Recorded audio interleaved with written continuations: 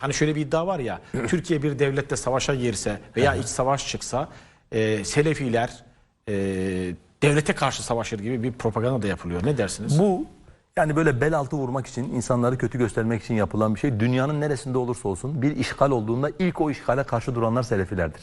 Dünyanın neresine bakarsanız bakın bir işgal olduğu zaman. Öyle bir durumda biz vatanımızı Kurtuluş savunuruz. Savaşı'nda ne yaptıysak aynısını yaparız. Vatanımızı savunuruz. Biz sisteme karşıyız. Yoksa biz bu toprakların çocuğuyuz.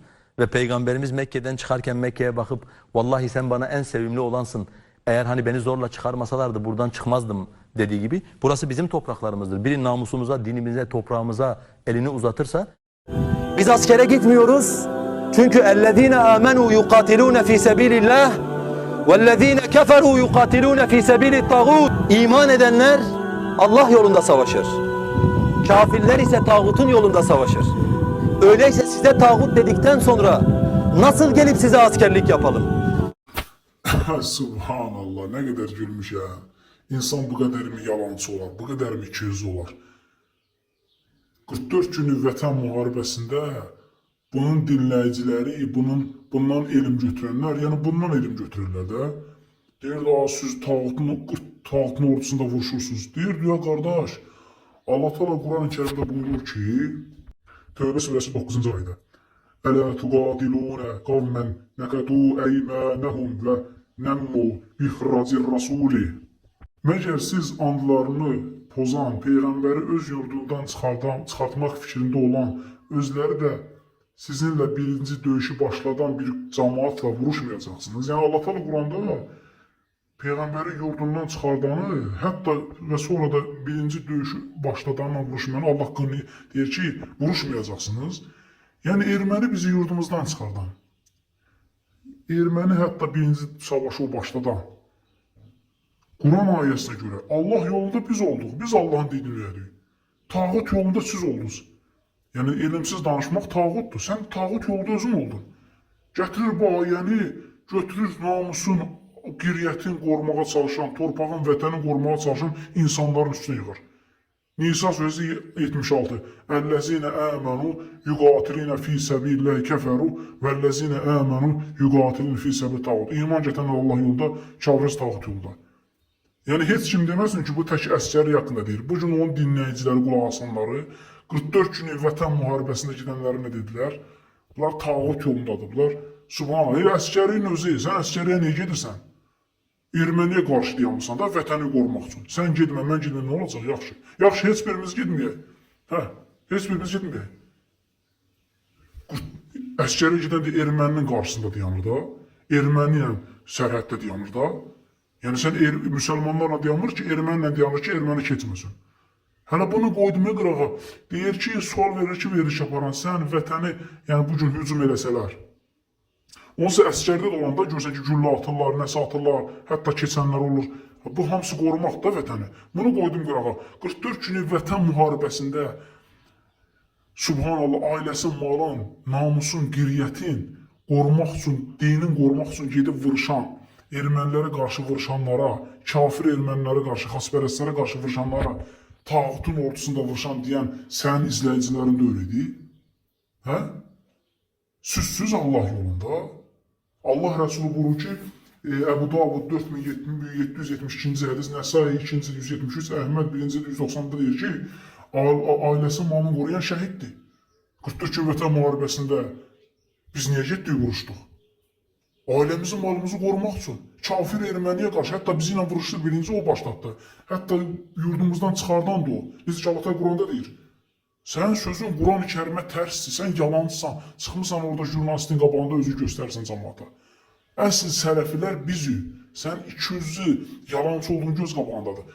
Həmin o verilişdə, başqa bir verilişdə deyirsə ki, həmin bu jurnalistin qabağında. Əhməd Kreymədən dərs almışam, deyir, hətta zəng gelib ondan elmi alıb söyüşürdüm. O Əhməd Kreymə ki, Yahudi xəçbərəz bizim qardaşımız deyən, məndə videosu var, hamısını necə lazımda paylaşmışam. Sən sələfdən dərs almamışsan, bidətdən dərs almışsan. Durub sən sələflərə necə rəddiyə bilərsən? Ona görə sən sələfin mənhəcində döyürsən, sələfin etiqadında, əqidəsində döyürsən, ona görə xavaric köpəyi əqidəsindəsən, ona görə yalancısan sən. Əlinizdə ilk fürsət olsa vətəni dağıdarsınız. Subhanallah.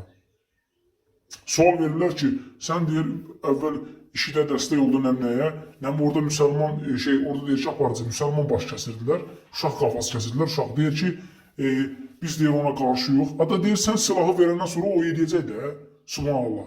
Müsəlman işidə dəstək olar. Hətta bir videosunu deyir ki, işid bizim müsəlman qardaşımızdır. Bundan oynası var. Ona görə əziz müsəlmanlar, yəni bu insan 200-lüdür, yalancıdır. Deyir ki, biz vətəni qoruyaraq. Gördük bu işidin necə, o müsəlman ölkələrinin necə hücumlarını, necə partladmalarını, gördük necə vətəni qorudu. Vətəni dağıtmaqdan başqa nə edir ki? Yəni bir insan ki, subhanallah, məndə videosu var, paylaşmışam ki, Kəbəyə imamlarına tağut deyir. Yəni, bu insan açıq-aşkar, yəni Kəbənin imamlara tağut deyirsə, bu adamla nə olacaq? Ona görə əziz müsəlmanlar, yəni bu insan yalancıdır. Bu insan əslində Allah Teala Quranda vurur ki, sizinlə vuruşanla vuruşun, sizi yurdunuzdan çıxardan savaşın. 44 günlük Vətən müharibəsində Erməniyə qarşı əsgəri icra insanlara nə deyirlər? Tağut yolunda, nə bilim nə? Subhanallah. Amma Azərbaycanın partlaslar, dağıtsalar, baxmazlar körpəsinin yaşına, qoşularlar ona.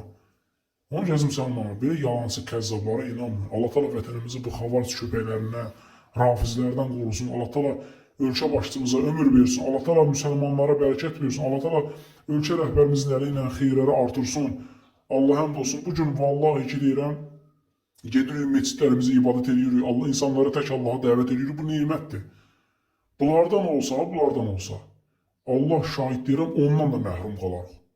Meçidlər partlatmaqları, ondan da. Bunlardan olsa, necə ki bunlar fitnələrin çıxmağına ən çox səbəb bunlar oldular. Bunlar oldular. Bunların etdiyi işidin dəstək olmaqları elə məsələlər oldu ki, müsəlmanları terrorçu kimi tanıdılar. Onun gəzim müsəlmanlar, Allah Teala bir xavaric köpəklərin islah olunurlarsa məhv eləsin. Bunlar yalancıdırlar. Jurnalistin qabağında danışmağına baxmayın ki, biz vətəni qoruyarıq.